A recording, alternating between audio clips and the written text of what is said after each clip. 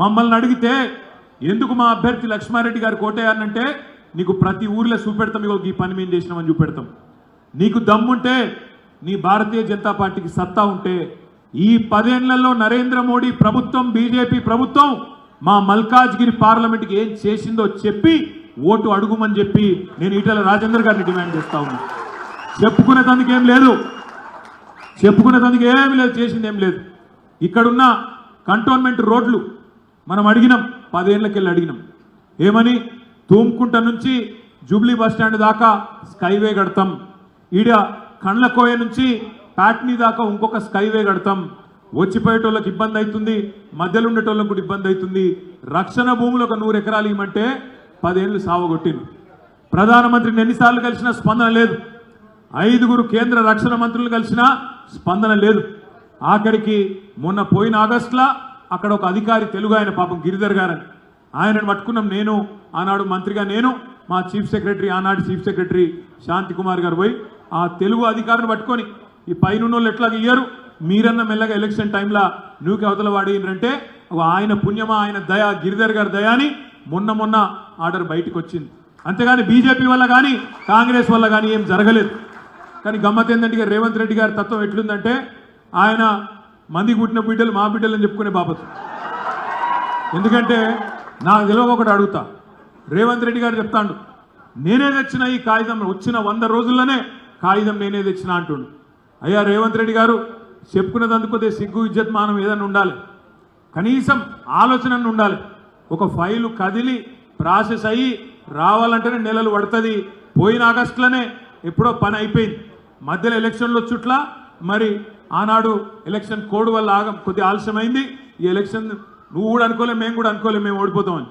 ఆయన కూడా అనుకోలే, అసలు రేవంత్ రెడ్డి గారు కూడా గెలుస్తా అనుకోలే. చాలా మందికి చెప్పుకున్నాడు వాళ్ళ దోస్తులకు, మనం ఇప్పట్లో గెలిచేది ఉందా, పీకేది ఉందా, 2028-29లో చూసుకుందాం అని కాంగ్రెస్ వాళ్ళకి చాలా మందికి చెప్పుకున్నాడు. కానీ అదృష్టమైనది బాగుంది, తంత గారెల బుట్టలో పడ్డట్టు ఆయనతో వచ్చి ముఖ్యమంత్రి కుర్చీలో పడ్డాడు. కానీ అబద్ధాలు చెప్తాడు. బాధ ఎక్కడ అంటే అబద్ధాలు, పచ్చి అబద్ధాలు. నేనే తెచ్చినా అంటాడు. నిన్న మొన్నటి దాకా ఇదే రేవంత్ రెడ్డి ఏమన్నాడు, అసలు బీజేపీ వాళ్ళు బీఆర్ఎస్ వాళ్ళు ఒకటే, వీళ్ళంతా లోపల బదులుకున్నారు నిన్న మొన్నటి దాకా ప్రచారం చేసిండు. కానీ నిన్న మొన్న ఏం మాట్లాడుతున్నాడు, మళ్ళీ ఈ కాగితం తీసుకొచ్చి ఇగో కేసీఆర్ 10 ఏళ్ళకెళ్ళి బీజేపీతో పంచాయతీ పెట్టుకున్నాడు కాబట్టి వాళ్ళు ఇయ్యలేదు, నేనేమో మంచిగా పోయి అడిగినా అందుకే ఇచ్చినట్టుడు. రేవంత్ రెడ్డిని ఒక మాట మీద నిలవాడు. నిన్న మొన్నటి దాకానేమో బీఆర్ఎస్ బీజేపీ ఒకటే అంటివి, మేము లోపల దోస్తులు వంటివి. ఇయ్యాలనేమో బయటికి వచ్చి లేదు 10 ఏళ్ళు పంచాయతీ పెట్టుకున్నారు కాబట్టి వాళ్ళకి ఇయ్యలేదు, నేను పోయి మంచి మాటతో నడితే ఇచ్చినా అని చెప్పి డైలాగులు కొడుతున్నావు. వాస్తవం నీ ఆత్మ కూడా తెలుసు, పోయిన గవర్నమెంట్లో పని అయిపోయింది, నీకు మాత్రం కాగితం నీ చేతికి వచ్చింది. ఆ చేతికి వచ్చిన కాగితాన్ని పట్టుకొని ఇలా నోటికి వచ్చిన మాటలు మాట్లాడుతున్నావు. ఇంకొక ఉదాహరణ కూడా మీకు చెప్తానండి రేవంత్ రెడ్డి గారి అబద్ధాల గురించి. మన గవర్నమెంట్లో మనం 1,60,283 మంది పిల్లలకు మనం ప్రభుత్వ ఉద్యోగాలు ఇచ్చినాం 10 ఏళ్లలో. భారతదేశంలో ఏ ప్రభుత్వం ఇయ్యలే అన్ని ఉద్యోగాలు. కానీ చెప్పుకున్నట్లా మనం ఫెయిల్ అయినాం, పిల్లలకు సంజాయించుకున్నట్లా చెప్పుకున్నట్లా మనం ఫెయిల్ అయినాం. అందరికంటే ఉద్యోగాలు ఇచ్చినాం, కానీ అందరికంటే దొబ్బులు వాళ్ళతో మనమే తిన్నాం. అయ్యో ఏం ఉద్యోగాలు రాలేనట్టు.